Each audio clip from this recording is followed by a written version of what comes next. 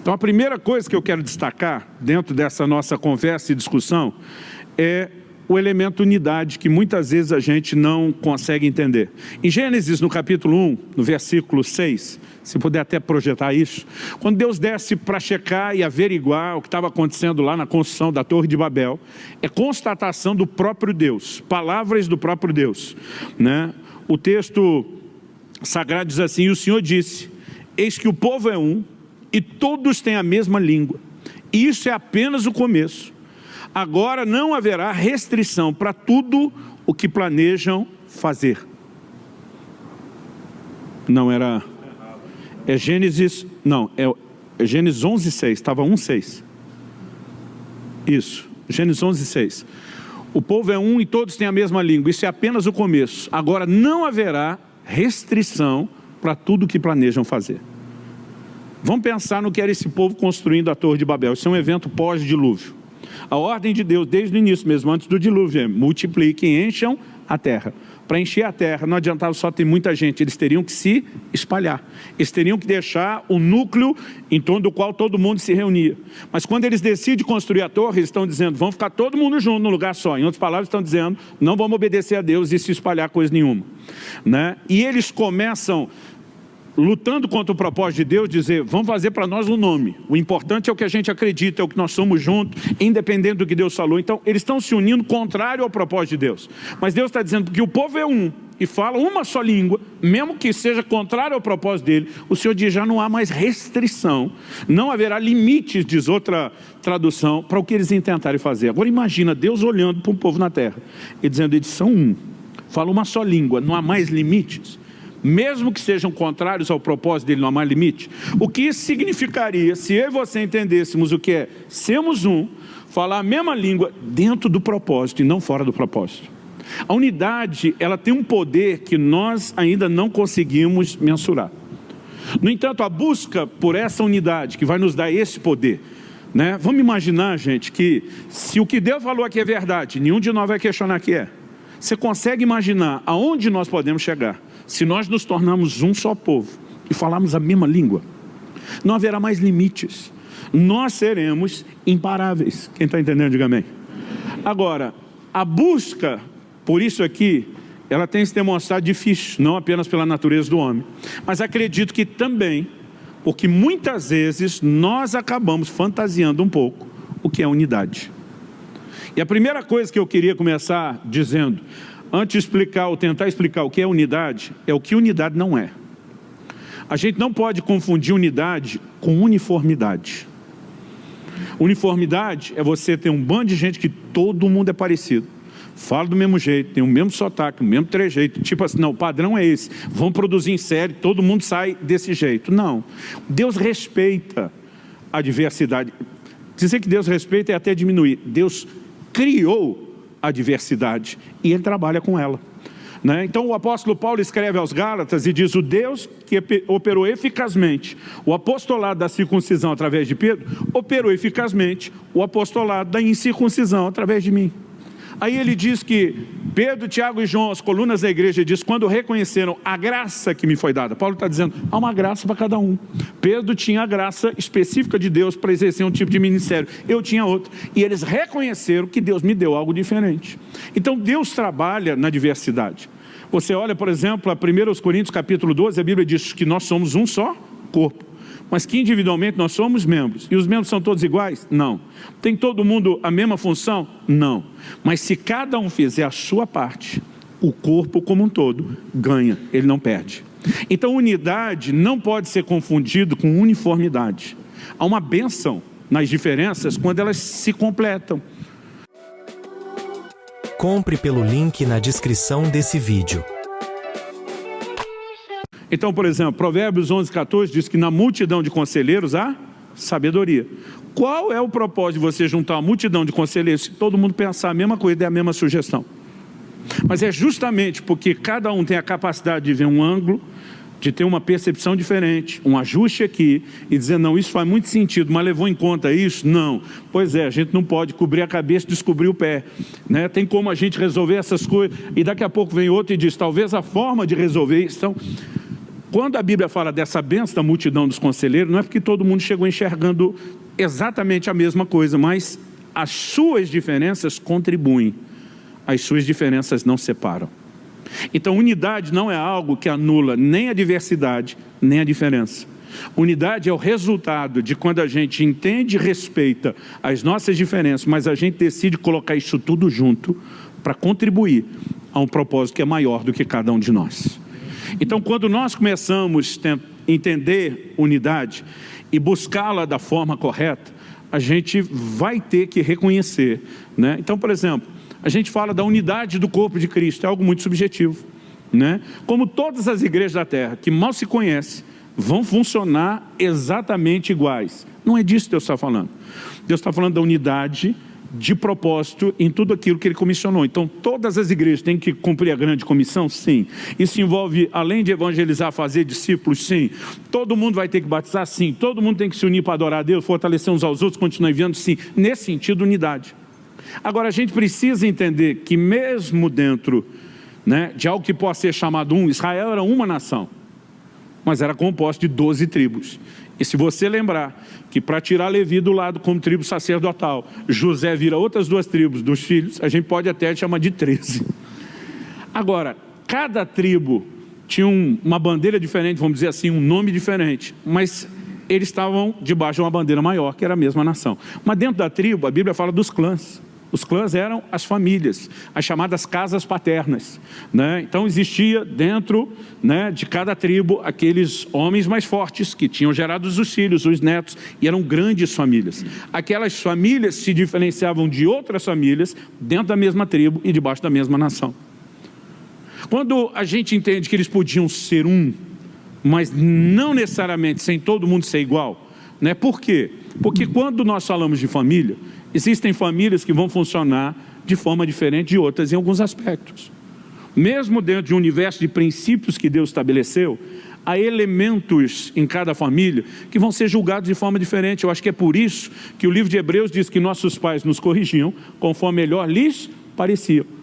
Então, as regras que um pai, um chefe de família estabelece em casa, elas não podem, pelo menos falando de alguém cristão, estar contrária à Bíblia. Mas tem coisas que a Bíblia não falou.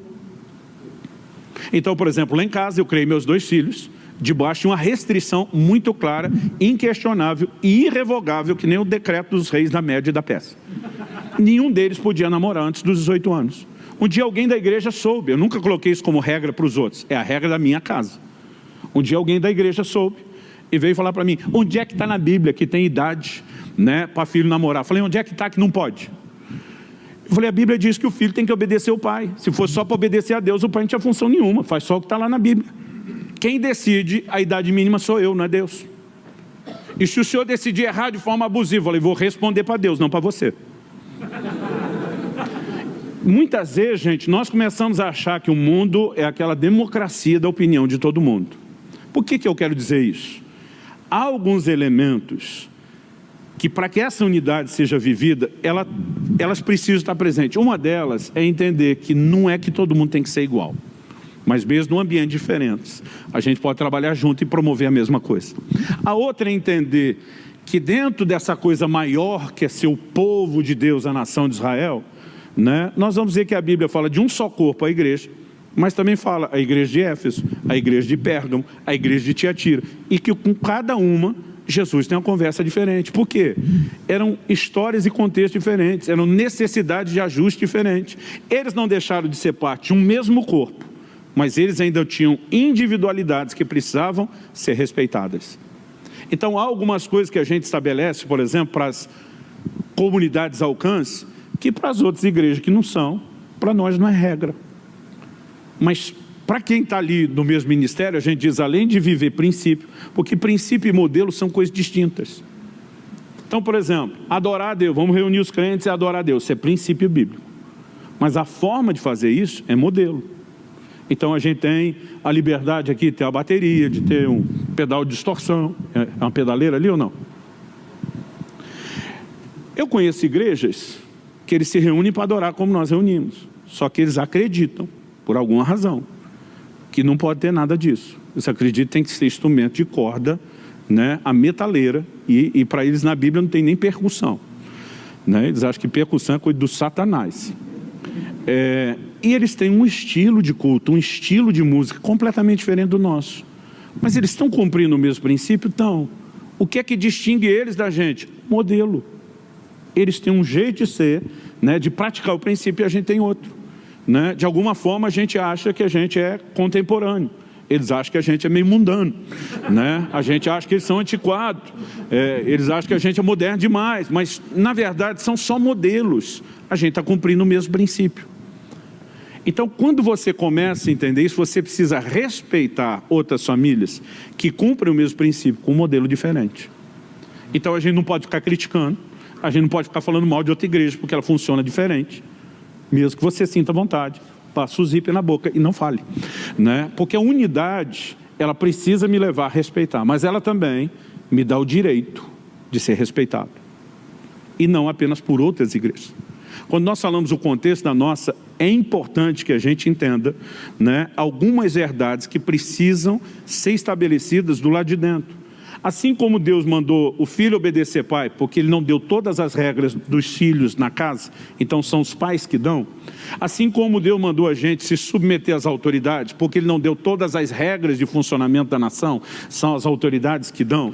A Bíblia também fala de uma necessidade de submissão à liderança de uma igreja local. Por quê? Porque Deus não deu todas as regras de funcionamento da igreja. Algumas delas são implementadas, estabelecidas dentro do contexto de cada casa e de cada família. Então esse é o primeiro ponto que eu quero usar e apresentar, né, que líderes podem tomar decisão num nível personalizado. Eu uma vez estava pregando em outra cidade, bem longe daqui, e fiquei hospedado na casa de um dos pastores da equipe. Ele não era o pastor principal, mas foi quem me hospedou. E enquanto estava lá, ele falou para mim, falou: meu amigo, você está pronto para levantar amanhã às 5 da manhã da cama? Eu falei: por quê? Né? E ele falou assim: porque aqui é uma regra, todos os pastores têm que levantar às 5 da manhã e orar. E não importa, veio pregar aqui o visitante, tem que orar junto. Falei: eu gostaria de ter sabido antes de ter aceitado o convite. Mas bora lá. Ele sabe que eu sou um camarada que produz à noite, né? Lá não foi diferente. Eu mal tinha dormido a hora que eu levantei para orar. Então assim, nós voltamos, foi um tempo abençoado de oração na igreja, mas acho que o mau humor estava visivelmente estampado no rosto quando nós voltamos para a casa dele lá para umas 8 da manhã, tomar o café. Ele falou: é injusto isso, não é? Eu falei: o quê? Ele falou: meu pastor exigiu que a gente ore essa hora. Ele diz: na verdade não tem nem esse negócio de que a regra é para os visitantes, mas eu queria que você sentisse minha dor. A verdade é que queria um parceiro para reclamar depois. E gente, eu acho que eu só não caí na dele porque o tempo de oração tinha sido muito bom. Eu estava todo quebrantado, cheio do Espírito Santo, né? E aí ele queria usar o momento da conversa para reclamar do líder dele. Ele falou: onde é que está na Bíblia que tem que estabelecer o horário que cada um ora? Exigir que a gente ore, tudo bem. Eu falei: para. Onde está na Bíblia que seu filho tem que chegar em casa antes das 10? Mas você estabeleceu a regra para ele, porque eu sei. Então eu quero que você seja coerente. Se não tem o negócio que o seu pastor está falando, também não tem o horário para você definir a volta do seu filho. Mas Deus te deu como líder da sua casa um leque de espaço para você tomar decisões, e Ele deu para o seu pastor. Agora, você se sentir injustiçado porque você não concorda com o que o seu pastor colocou, mas não deixar o seu filho se sentir injustiçado com a sua regra, aí você não é coerente nem com você mesmo. Ele olhou para mim e falou: pegou pesado, hein? Peguei. Falei: quero ver você sair dessa. Né? Então, muitas vezes, gente, nós não entendemos isso. Em Atos, no capítulo 15, nós vemos que Paulo e Barnabé começam a conversa. Nós tivemos uma viagem missionária produtiva, plantamos igrejas, vamos voltar para fortalecer os irmãos. Gente, é um projeto nobre. Barnabé diz: vamos.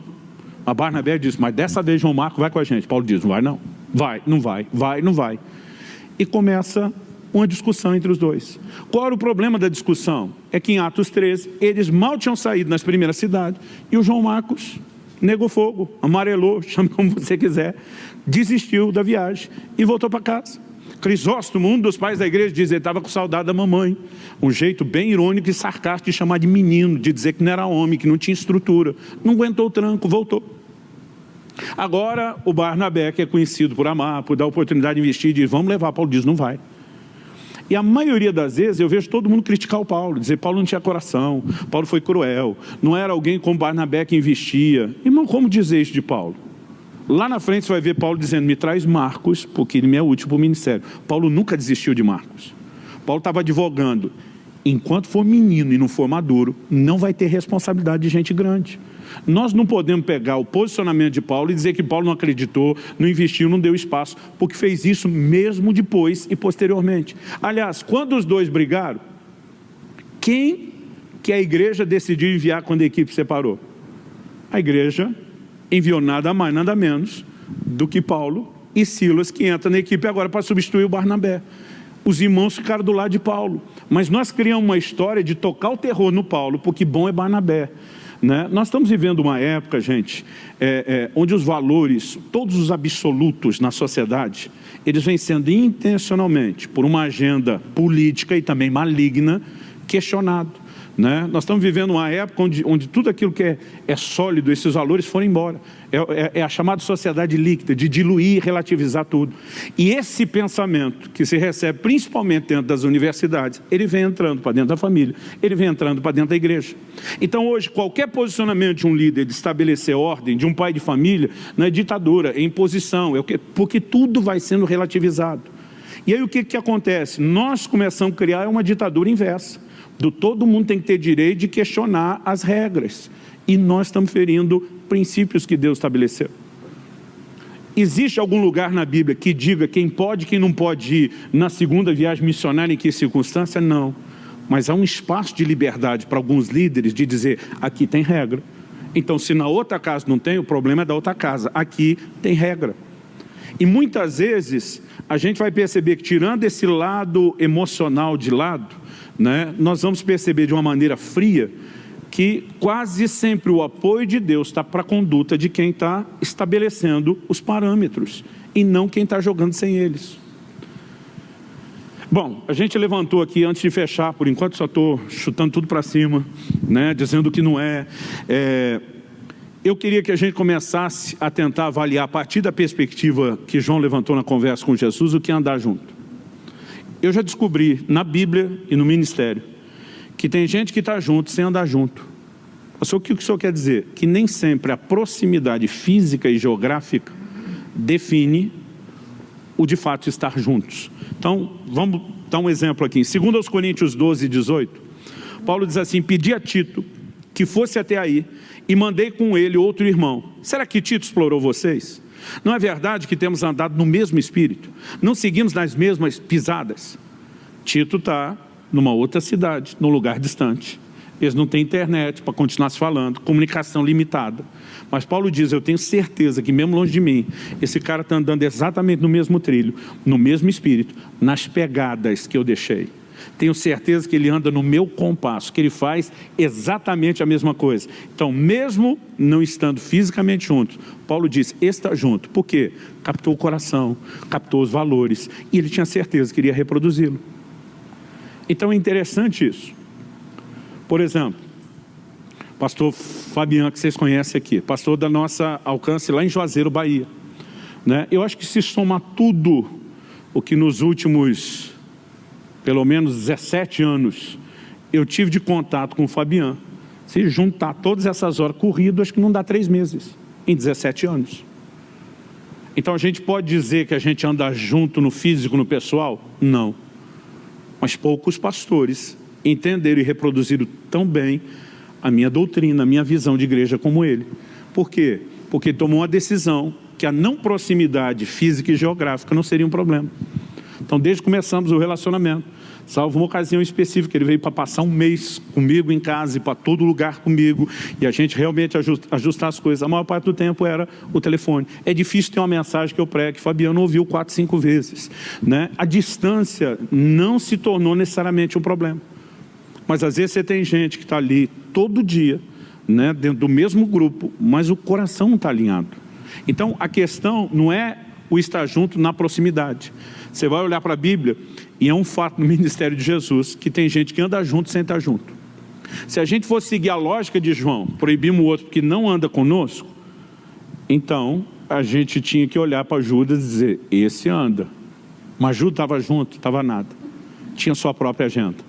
O problema de Judas não foi um tropeço no final, traindo Jesus. João 12,6 diz que ele era ladrão, metia a mão na bolsa. Ele já não estava alinhado aos princípios. Era só uma questão de tempo, de que aquilo que estava escondido viesse à tona. Então, tem gente que está junto sem andar junto, e tem gente que anda junto, mas não está junto. A gente já percebe como isso não pode ser um valor tão absoluto, quando a gente olha só a proximidade física. E vou dizer mais, tem gente que está junto no mesmo grupo, mas não representa a gente. Em Atos, no capítulo 15, nós vemos também que Paulo e Barnabé sobem a Jerusalém para discutir uma questão. Qual era? Judeus desceram de Jerusalém para Antioquia, onde a primeira igreja de gentios foi formada. E eles vêm pregando, se vocês não forem circuncidados, vocês não podem ser salvos. Paulo e Barnabé batem o pé, não. A salvação é uma manifestação da graça, se recebe mediante a fé, não tem que depender da circuncisão, os gentios não precisam disso. A discussão, o tumulto vira tão grande que eles levam o caso para discutir lá em Jerusalém. Qual foi a decisão final que esse grupo toma? Eu quero ler para você qual foi a resenha do resumo final. Eles, na hora que vão escrever uma carta para os irmãos de Antioquia para esclarecer as coisas, eles dizem assim, Atos 15, 24. Visto sabemos que alguns que saíram do nosso meio, ou seja, era do nosso grupo. Visto sabemos que alguns saíram do nosso meio, sem nenhuma autorização, perturbaram vocês com palavras, transtornando a mente de vocês. Agora vem a explicação de como eles iriam se conduzir. Pareceu-nos bem, chegado a pleno acordo, eleger alguns homens, enviá-los a vocês, com os amados Barnabé e Paulo. Nesse momento, eles agora vão passar régua e dizer o que é que eles, como gentios convertidos, precisavam. Mas eu gosto dessa frase. Visto terem saído do nosso meio, sem nenhuma autorização. Em outras palavras, nós não mandamos eles. Além deles não terem sido enviados pela gente, o que eles estão falando não representa o que a gente acredita. Ou seja, eles têm uma agenda própria, eles estão agindo por conta. Mas são do mesmo grupo? São. Estão andando junto? Não. Porque está trabalhando de forma contrária. Então, esse tipo de coisa, a gente precisa pensar. E por último, tem aquela coisa descabida, que não é nem difícil de entender, que é gente que nem quer estar junto. Esse não está junto mesmo e não quer. Em 3 de João, nos versículos 9 e 10, o apóstolo João fala de um tal de Diótrefes, que eu sempre tomo a liberdade de apelidá-lo de Idiótrefes. Ele diz assim, escrevi algumas palavras à igreja, mas Diótrefes, que gosta de exercer a primazia entre eles, não nos dá acolhida. Por isso, quando eu for aí, farei com que ele se lembre das obras que ele pratica, proferindo contra nós palavras caluniosas. E não satisfeito com isso, ele não recebe os irmãos, impede os que querem recebê-los e os expulsa da igreja.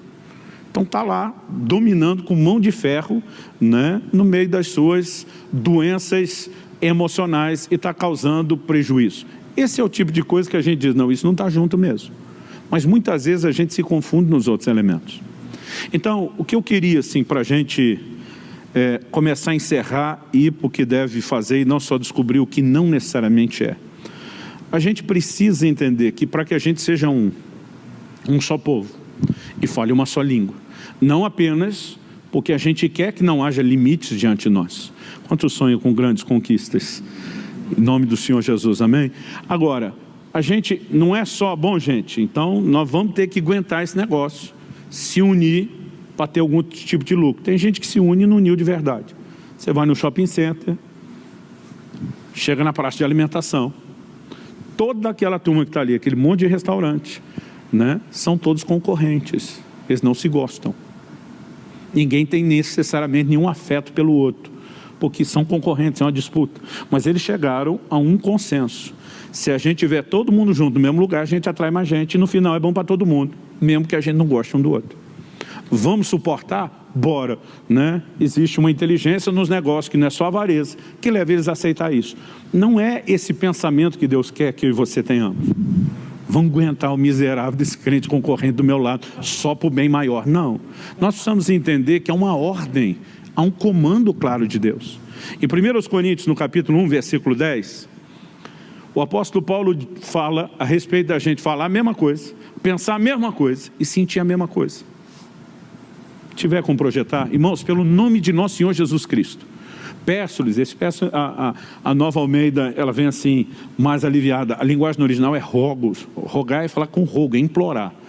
Então, quando o cara ainda, além de dizer eu rogo e diz em nome de Jesus, a gente tem que olhar e dizer, está apelando. Né? Peço-lhes pelo nome de nosso Senhor Jesus Cristo, que todos estejam de acordo naquilo que falam, que não haja divisões entre vocês, pelo contrário, que vocês sejam unidos no mesmo modo de pensar e no mesmo propósito. A gente vai pensar friamente nisso. Está de acordo no que a gente fala, no que a gente pensa, ou no propósito que a gente tem. Não tem nenhum tipo de divisão no nosso meio, pelo contrário, a gente realmente ser unido. Se eu perguntar para você, é possível viver isso? A gente tem duas formas de responder. Uma emocional, a gente de jeito nenhum. A outra teológica, Deus não pediria algo que não nos fosse possível, então é possível? Ok. E nós queremos a partir daí. É possível, senão não teria sido pedido. Agora, alguém sabe dizer como que é possível? Porque que é possível a maior parte do tempo a gente fica achando que isso aqui vai acontecer espontaneamente. Que um dia nós vamos acordar debaixo do manto da unidade.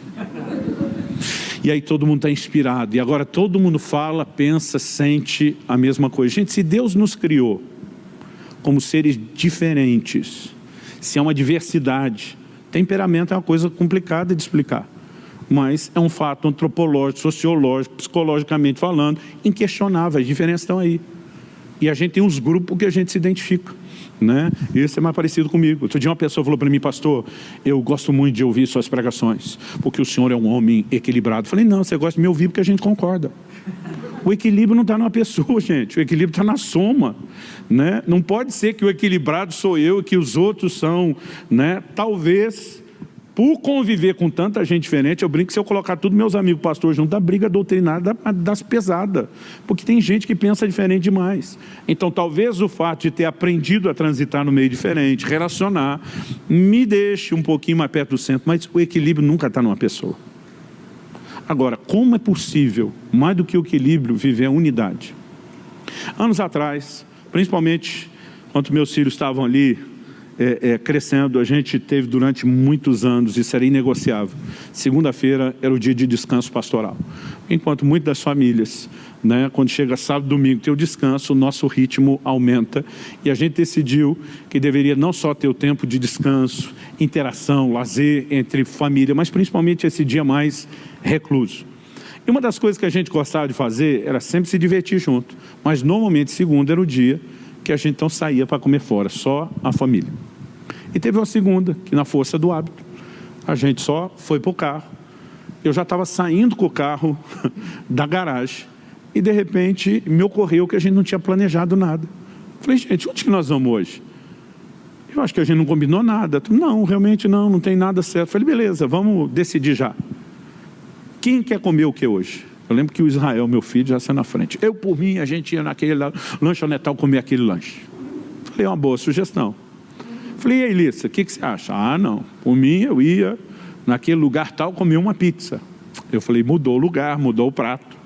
Falei, Kelly, e você? Imaginando que Kelly vai ajudar, talvez a dar o voto de Minerva, de desempate ali. Quer dizer, por mim, eu ia naquele outro lugar comer uma salada. Você acha que os filhos adolescentes vão ficar do lado da mãe empolgado? Não, mas salada não. Aí, de repente, eu vi que nós tínhamos um impasse. Aí eles olham para mim e dizem, e aí? Tipo, quem decide é você. Eu falei, já cada um pensou só em si e não nos outros, eu, por mim, eu ia no lugar tal, comer tal coisa, e dei uma quarta opção. Aí, eles diziam, agora? Eu falei, agora nós temos um impasse. Eu falei, talvez uma boa sugestão é a gente não só decidir hoje em favor de um e deixar os outros de fora. Eu acho que a gente pode passar 4 semanas e a gente programa a ordem que vai fazer. E a gente vai fazer o gosto de cada um e ensinar o resto da família a sempre apoiar aquele outro. Quando falei isso, Israel, eu pedi primeiro, tipo, já queria sair na frente e tomar vantagem. Falei, acabou de ficar por último. Eu falei, no mínimo você tinha que respeitar sua mãe e sua irmã e ser cortês com ela como mulher e não querer dar uma despesa. Ficou por último. Você é a última semana. Aí a turma disse, e agora? Eu falei, agora quer saber? Nem Kelly nem Lissa precisa abrir a boca e falar nada. Nós vamos num 5º lugar aleatório. que eu achar no meio do caminho que apareceu, a gente para hoje, depois nós vamos discutir essa ordem a partir de semana que vem, sendo que o Israel fica por último. Sabe o que eu descobri aquele dia? Gente, uma família de 4 pessoas, que convive junto, que todo mundo pensa muito parecido, conhece, que todo mundo gosta. A gente não consegue ter acordo nem no que quer comer. A gente vai esperar que uma igreja muito maior, com a diversidade de gente maior ainda, com um nível de convívio menor, que a gente vai viver espontaneamente essa unidade, sentir a mesma coisa, pensar a mesma coisa. Pastor, então não era possível? Era. O problema é que a gente fantasiou. Só existe um jeito da gente falar, pensar e sentir a mesma coisa. Não é esperar que seja espontâneo. É quando alguém se levanta, como eu fiz na minha família, para dizer, vocês vão falar, pensar e sentir isso. Está decidido. Pastor, é tirania? Se for, é o modelo de Deus. Procurei respeitar todo mundo, sim. Só não fiquei por último, como faria como líder, para ensinar uma lição para meu filho. Fiquei como penúltimo. Mas sabe, tem coisas que não vão funcionar de forma diferente. E se a gente não entender isso, não, filho, o seu horário de chegar em casa é assim, mas eu não concordo, problema é seu. Porque não depende da sua concordância, né? Nós não estamos aqui para formar um consenso espontâneo. Quem lidera a família sou eu, quem determina o horário sou eu, e quem vai prestar conta diante de Deus a respeito de ter ou não estabelecido ordem nessa casa sou eu. Então, se a gente não entender esse tipo de coisa, uma família vai conseguir viver unidade? Não. Agora eu pergunto, e a igreja? E quando você olha para a palavra de Deus, você percebe que o alinhamento era produzido pela liderança. Gente, qual o propósito da liderança? Hoje em dia nós reduzimos o líder a uma única função de inspiração. Quando a gente estiver cansado, ele tem que levantar a gente. No Velho Testamento você vê uns caras dizendo para o outro, reina sobre nós. Você acha que aquela turma acordou com carência de rei? Não. É que aquele cara que assumisse ia ter responsabilidade que eles não queriam.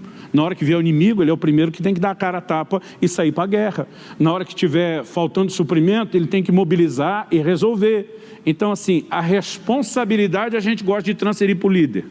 Mas, desde que você sempre supra o meu conforto e nunca me incomode. Essa é a natureza do ser humano. Mas no padrão de Deus, liderança é levantada, antes de mais nada, para estabelecer um trilho. Então, Gênesis 18, 19. Deus olha para Abraão e faz uma promessa. Em ti serão benditas todas as famílias da terra. E, pô, até eu queria uma promessa dessa. O crente tem mania de, glória a Deus, olha como Deus olhou para Abraão. Tá, qual o preço para viver isso? Em Gênesis 18, 19, Deus diz, eu o escolhi para que ele ordene a seus filhos e aos filhos depois dele a sua casa, que guardem o caminho do Senhor, pratiquem a justiça e o juízo. Então o texto termina dizendo, para que o Senhor faça vir sobre Abraão, que tem falado a seu respeito. Deus diz, Abraão, te dê a promessa. Agora, se você não estabelecer o trilho e não fizer a família andar no trilho, você não vai chegar a lugar nenhum. Então quem definiu o trilho? Abraão. Eles vão dizer, é isso que vocês vão fazer. Meus filhos, os filhos dos meus filhos, é dessa forma que vocês vão andar. Então, antes de ter lei de Moisés, a circuncisão já havia sido instituída através de Abraão. E todo mundo fazia o que Abraão mandou, não porque tinha uma lei ainda da parte de Deus. Quando você começa a entender esse aspecto, vai nos ajudar a entender outras verdades. Gente, eu não sei se a maioria, eu julgo que talvez a maioria deve ter passado por isso. Eu, quando era garoto, às vezes eu descobri que em outras casas tinham regras diferentes da nossa, mais flexíveis. Aí eu ia protestar lá em casa, eu sempre fui do sindicato.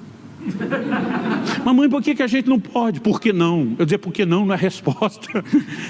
Aí eu lembro que um dia eu falei para minha mãe, todo mundo faz. Ela olhou para mim e disse, mas você não é todo mundo. Alguém aqui já ouviu essa frase? Você não é todo mundo? A maioria de nós. Quantas vezes eu ouvi meus pais falar isso? Mas pai, todo mundo pode. Mas você não é todo mundo. O que ele está dizendo? A regra é aqui. Você vive nessa casa, você não vive lá na casa dos outros. Então a regra é daqui. Eu nunca imaginei que ia chegar o dia que a gente ia ter que olhar para os membros da igreja e dizer, mas você não é todo mundo. Porque em tempos de globalização, gente, a comparação está maior ainda. Antigamente a gente não sabia nem o que acontecia na igreja dos outros. Hoje a gente sabe como é o culto, a gente sabe que tipo de luz que tem, como que é a transmissão, o que o pastor prega, sabe tudo. E cada vez mais, porque a gente vai vivendo esse universo, a comparação e a cobrança aumenta. Outro dia o irmão falou para mim, mas pastor, a gente tem que botar adesivo no carro. Eu falei, eu não quero botar adesivo no carro. Primeiro, vocês fazem barbeiragem, dão mau testemunho e atrapalham a igreja. Segundo, a gente está sugerindo, porque o crente não precisa ver o adesivo no nosso carro, ele já tem a igreja dele. A gente está sugerindo para o não crente que a pregação do evangelho agora se reduziu a uma divulgação de marketing de um nome de uma placa. Não quero. Pastor, os outros estão fazendo errado? Não, mas aqui não quero. Mas de vez em quando até pode, não tem a regra. Aí a pessoa que eu estava falando disse, mas todas as igrejas falam. Eu falei, mas você não é todo mundo. Então, é o tipo de coisa que a gente tem que voltar a considerar, gente. Por quê? A gente imaginar, quando fala da linguagem corporativa, como eu falei antes, da visão corporativa, que nós vamos simplesmente acordar com vontade de tudo isso. Todo mundo com o mesmo gosto. Essa semana, falei para a Kelly, a Alissa está em casa, não voltou a estudar fora com o negócio da pandemia. Falei para elas, olha, tal noite está livre, vamos ver um filme? Vamos. Vocês têm noção do que aquelas duas fizeram comigo? Me fizeram ver aqueles filmes mariquinha. Daquele lenga-lenga que não vai a lugar nenhum, que chora, que não tem soco, que não tem tiro, que não tem barulho, que não tem explosão.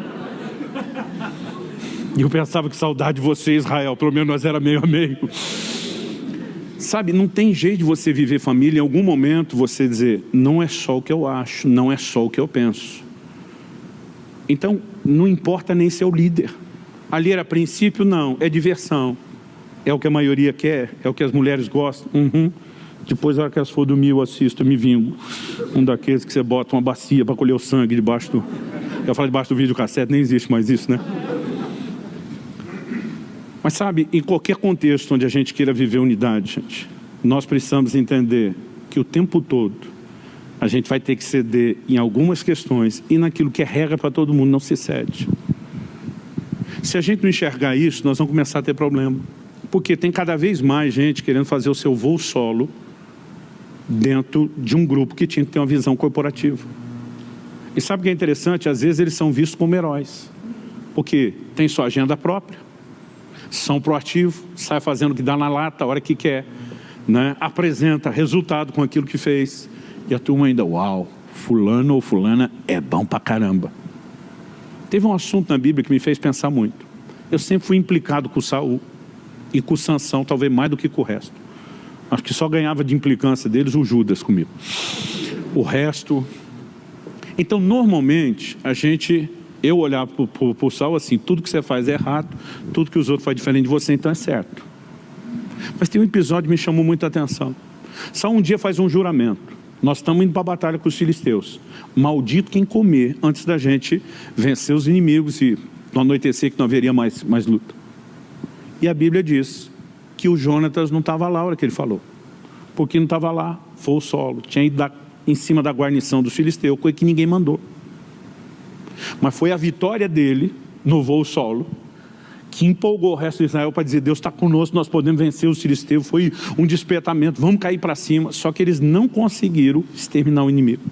E eles reconheceram que em algum momento faltou favor de Deus para terminar o que havia sido começado. Aí Saul reúne todo o exército e diz, Deus vai mostrar quem é o culpado dele não ter podido fazer mais. Não é que não houve vitória. E a Bíblia diz que eles lançam sortes, entre eles a liderança e o povo. As sortes caem na família real. A história, simplificando, termina com ele lançando sorte entre ele e Jonatas. E as sortes caem em Jonatas. Saul olha para ele e diz, o que foi que você fez? Ele falou, eu comi. Alguém me avisou que o Senhor tinha dado a ordem só depois que eu comi. Eu comi, mas eu não sabia. Saul disse, você vai morrer. Porque eu disse que quem comesse ia morrer. Aí a gente pensa, o Saul é um louco, é um maluco. Mas, gente, pergunta, quem que revelou quem tinha comido? Foi Deus. Deus não podia simplesmente dizer, não, Saul, tu é um maluco, não entra nesse seu jogo. Deus disse, você deu uma ordem, a ordem era para ser obedecida, você deixou clara a consequência vai ser aplicada, está aí, é seu filho.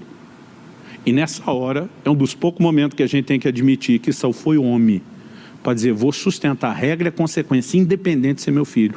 O povo entra e diz, no Jonatas você não toca, ele é o nosso herói. Nada disso teria acontecido se não fosse ele. Mas Jonatas é culpado? É, mas ele não estava lá, é culpado de não estar lá. Por que é que não estava lá na hora que a instrução foi dada? E tem gente assim na igreja, você reúne os líderes, vamos dar uma voz de comando, ele não está lá. Está fazendo outra coisa que dá na lata, o voo solo.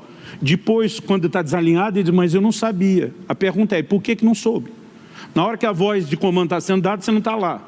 Se você tem um bom motivo para não estar lá, você ainda pode descobrir o que é que foi falado quando você não estava lá. Mas você, além de não precisar ir ouvir, a gente tem que correr atrás de você para dizer o que é que você perdeu, para ver se você vai se dispor a ouvir. E tem muita gente sendo vista e interpretado como herói, que Deus está olhando e dizendo, é o que está me atrapalhando de fazer algo mais. Ah, mas inspirou, deu um nível de vitória. Deus está dizendo, mas aqui eu queria, vocês sabem que não era essa. O que eu teria dado para vocês era bem maior. Então, essas coisas têm me feito pensar e pensar muito.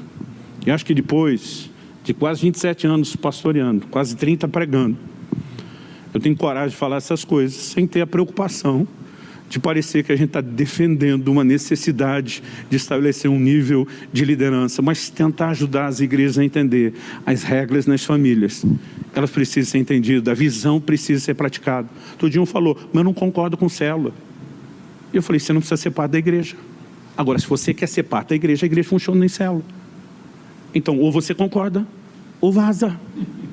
O que você não pode é ficar disseminando uma visão diferente, contrária.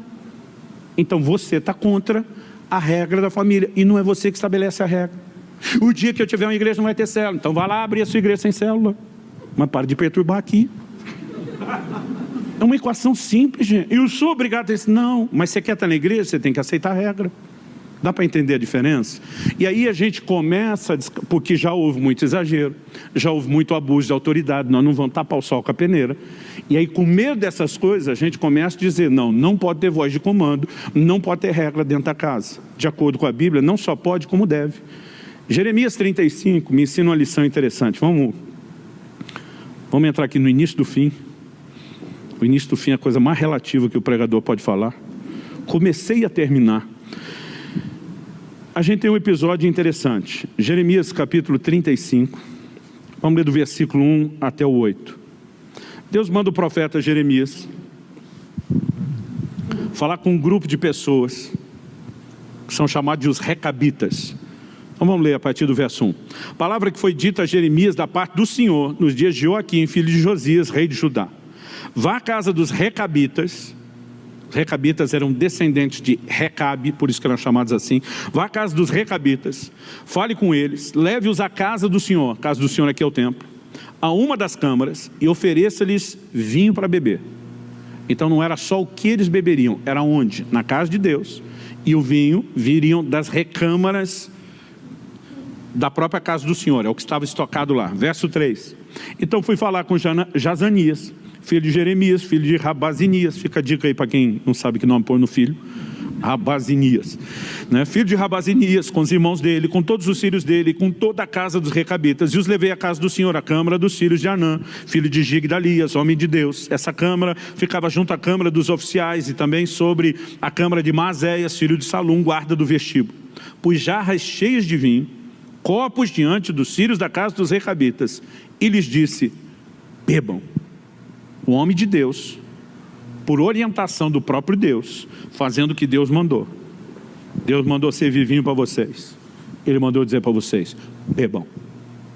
A resposta dos malucos. Versículo 6. Mas eles disseram, não beberemos vinho. Isso aqui não é rebelião contra Deus. Nós temos o resultado final. Imagina dizendo, isso é uma ordem? Não, Deus está oferecendo vinho. Então diz para Deus que a gente declina. É Deus que trouxe vocês na casa dele, mandou pegar do vinho que foi ofertado aqui para ele, para vocês beber. Ele está ordenando? Não, então a gente declina. Por quê? Porque Jonadab, filho de Recabe, nosso pai, nos ordenou, nunca bebam vinho, nem vocês, nem os seus filhos. Verso 7. Não construam casas, não façam plantações, não cultivem nem possuam vinhas, morem a vida inteira em tendas. Eles não moravam em cidades edificadas. Morem a vida inteira em tendas, para que vocês vivam muitos dias sobre a terra em que são estrangeiros. Verso 8.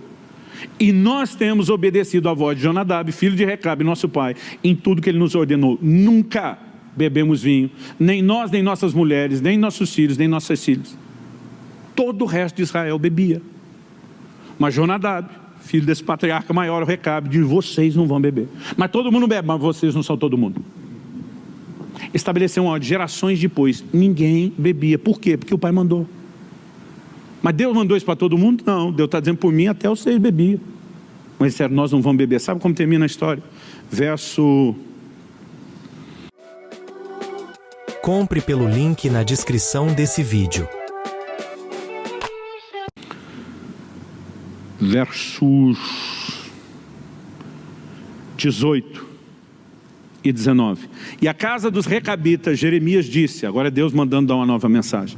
Assim diz o Senhor dos Exércitos, o Deus de Israel: vocês obedeceram ao mandamento de Jonadab, o pai de vocês, guardaram todos os seus preceitos, fizeram tudo o que ele lhes ordenou. Por isso, assim diz o Senhor dos Exércitos, o Deus de Israel: nunca faltará Jonadab, filho de Recabe, um descendente homem, para me servir. Sabe como termina a história? Deus dizendo: vocês honraram o pai de vocês? As regras únicas e singulares, que não era todo mundo que obedecia. Deus está dizendo: essa descendência não vai terminar enquanto outras casas vão desaparecer. Essa vai ter minha bênção, essa vai durar. Deus usa eles como um exemplo para falar para a casa de Israel: os filhos dos recabitas obedecem o pai deles e vocês não me obedecem. Em outras palavras, o que Deus está dizendo? Não há nada que indique que Jonadab falou isso porque Deus mandou, mas falou, e os filhos decidiram: é nosso pai, nós vamos obedecer. Mesmo que a gente não entenda qual o bom senso, por que nós vamos viver mais. E havia graça, havia favor sobre eles. E Deus diz: vai continuar vendo. Por quê? Porque eles decidiram obedecer à voz do Pai. Quando a gente olha os princípios bíblicos de autoridade, gente, lá em Romanos 13, a Bíblia diz que a autoridade é ministro de Deus. É um representante de Deus. E a Bíblia diz que quem resiste à autoridade, resiste à ordenação de Deus. Então, eu sei que muitas vezes as mulheres têm dificuldade com a ideia de que o marido é o cabeça do lar. Todo dia minha irmã falou para mim: é injusto, pastor. Eu falei: por que é injusto? É injusto Deus valorizar o homem e a mulher valer menos. Eu falei: você está maluca? Seus filhos valem menos do que você? De jeito nenhum. Eu falei: você não morreria por ele? Morro. Mas eles não têm que te obedecer? Ela: é. Eu falei: o fato deles terem que te obedecer, sujeitar a sua autoridade, não faz deles menos importante. Mas porque você tem que se submeter ao marido, você é menos importante. Quer dizer, dependendo, quando você está acima, a regra não vale. Quando você está abaixo, a regra vale. A sua análise é emocional. Deus não mandou o marido ser o carrasco que muitos estão sendo, e vão dar conta a Deus. Jesus mostrou um modelo de liderança servidora e diz: eu assumo o papel de servo, eu lavo os pés. Pedro diz: vocês não podem ser dominadores do povo. Quando fala aos presbíteros da igreja, Deus nunca aprovou o desequilíbrio, mas ele sempre sustentou: eu dei autoridade, eu não volto atrás, eu não passo por cima. E Deus estabeleceu a autoridade na igreja. Qual o propósito? É só por meio da autoridade que uma mesma forma de pensar, um mesmo propósito, uma visão pode ser disseminada, e a gente se une em submissão debaixo daquilo. E quando a gente se une, sendo a melhor preferência ou não, a decisão de honrar aquela liderança é uma decisão de honrar a Deus, e isso desata as amarras e permite Deus abençoar. Deus abençoou Israel para vencer os filisteus? Sim, mas se Jonatas não tivesse feito o que fez, ele poderia ter dado uma vitória muito maior, porque a atitude de Jonas prejudicou o que Deus queria fazer. E se nós queremos viver um nível maior de conquista, nós precisamos de fato entender. Deus está dizendo que o líder é intocável, inquestionável? Não. Paulo escreve a Timóteo, diz: não aceite acusação contra presbíteros que estão no governo, na liderança, a não ser com 2 ou 3 testemunhas. Tem mais gente vendo a mesma coisa? Aí você senta para avaliar. Deus nunca colocou numa posição de intocável. Mas se nós não entendemos que há regras que não precisam acontecer em todo lugar, 2 Reis capítulo 10, verso 15, a Bíblia fala que Jeú, que foi levantado por Deus para derrubar Acabe, assumir o reino de Israel, ele se encontra com Jonadab, o mesmo filho de Recabe, que deu a ordem para todos os recabitas. Ele para a carruagem, olha para o Jonadab e diz: seu coração é para com o meu, assim como o meu é para com o seu. Em outras palavras, eu te considero, eu te respeito, você tem minha admiração. Agora, eu tenho isso de você? Diz: tem. Ele estende a mão e diz: então me dá a mão, sobe para a carruagem. Sabe o que ele está dizendo? Você pode ser o cara, mas se não estiver alinhado comigo, você não sobe na minha carruagem. Você não vai funcionar em lugar nenhum nesse governo comigo, se não houver alinhamento. Por quê? Sem alinhamento, gente, nós não vamos a lugar nenhum. Então, é muito, muito importante que a gente entenda o que é e o que não é unidade, e que a gente consiga produzir todos os ajustes necessários para que a gente consiga se colocar, seja dentro de casa. O que eu estou falando aqui, nós estamos fazendo uma aplicação a maior parte do tempo para a igreja, mas vale para cada casa, vale para cada família, né? Meus filhos, graças a Deus, cresceram entendendo um princípio espiritual e dizendo: nós vamos obedecer, nós vamos honrar, Não apenas porque queremos honrar vocês como pais, mas porque quando honramos vocês como pais, nós honramos o Senhor. Mas pastor, e se o pai estiver errado? A gente tem que saber transferir as coisas para Deus. Muitas vezes eu falei para minha esposa, eu não consigo pensar diferente com os argumentos que você me tem. Ou você me traz o melhor, ou o posicionamento não muda. Mas de vez em quando que ela ia lá para o disco e denúncia.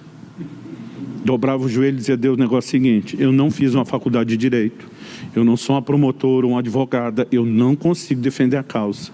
Mas dentro de mim, eu sinto que meu marido não viu algo, está na sua mão, o senhor pode falar com ele?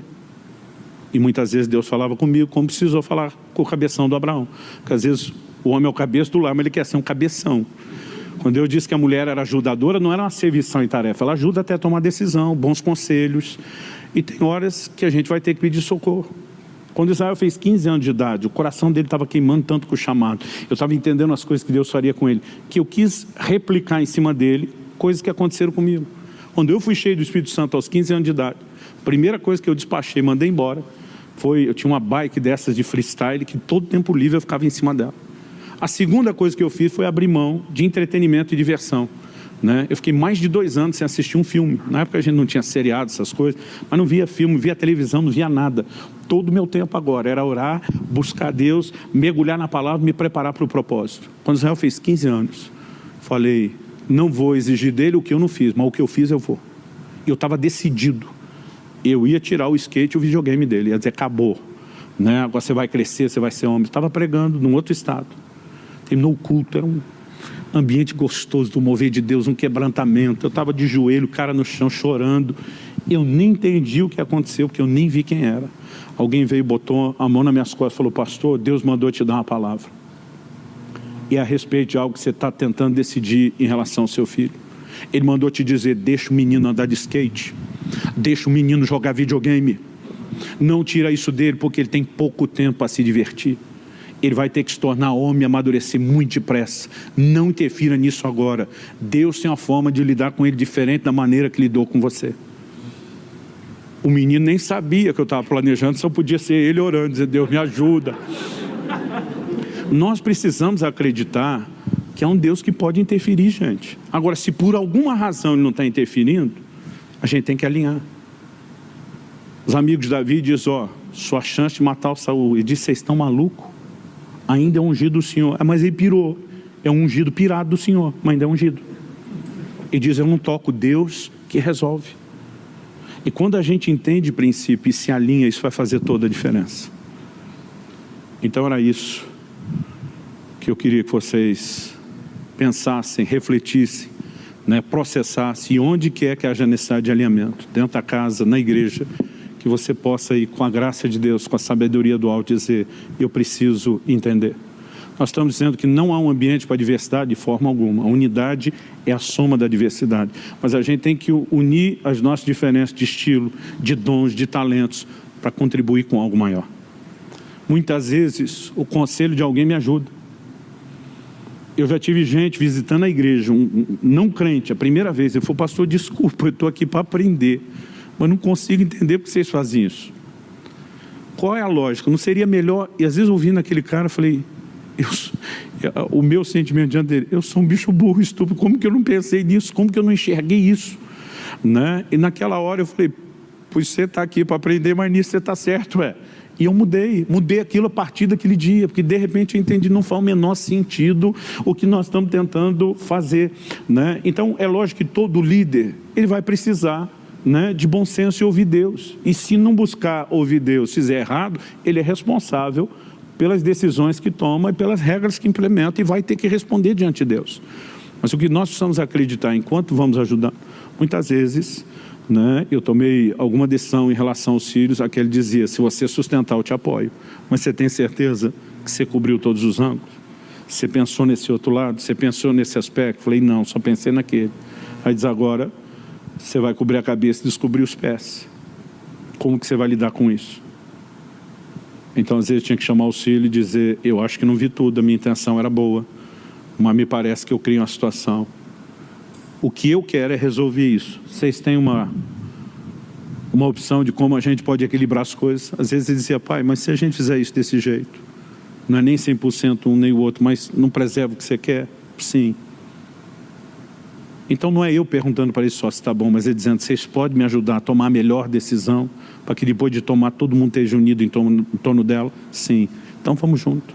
Então muitas vezes, né, há alguns que dizem, não, estamos aqui só para obedecer, não é para sugerir. Gente, não é esse tipo de conversa.